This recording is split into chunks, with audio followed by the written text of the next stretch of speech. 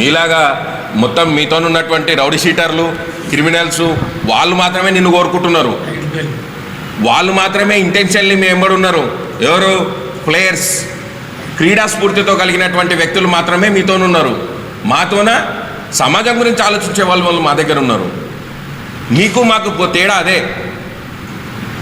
గతంలో మీరు మూవ్ అంటే మీ స్టేటస్ పెట్టుకోవాలి, అందరూ స్టేటస్ పెట్టుకొని చూపిస్తేనే వాడు నాయకుడిగా చలామణి అవుతుండే, లేకుంటే వాని పరిస్థితి ఘోరంగా ఉంటుండే. అదే రోజు వాళ్ళ ఇంటికి మున్సిపాలిటీ వాళ్ళు వస్తుర్రో గ్రామ పంచాయతీ వాళ్ళు వచ్చే ఆ మోరీలో గీరిలో తోగి ఇంటిని వల్లకాడి చేసేటువంటి పరిస్థితి ఉండే.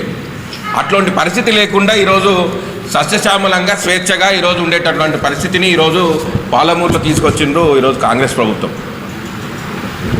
మేము అభివృద్ధి మీద మాత్రమే ఫోకస్ పెట్టినాం. మీలాగా చిల్లరేషాల మీద చిల్లర కథల మీద మేము ఫోకస్ పెట్టలే. సరే రా, ట్యాంక్ బండ్ మీద కోదందా. ట్యాంక్ బండ్ మీద మీరు ఇచ్చిందే మినీ ట్యాంక్ బండ్ పెద్ద చెరువు అభివృద్ధికి 46 కోట్ల రూపాయలు, బోటింగ్లు, లైట్లు, సీసీ రోడ్డు మరియు ఇతర సౌకర్యాలకు 16 కోట్లు, పెద్ద చెరువు వద్ద పార్కుకు 5 కోట్లు, పెద్ద చెరువు చుట్టూ నెక్లెస్ రోడ్డుకి 24 కోట్లు. ఇవన్నీ పైసలు ఎవరివి? ప్రజల పైసలు.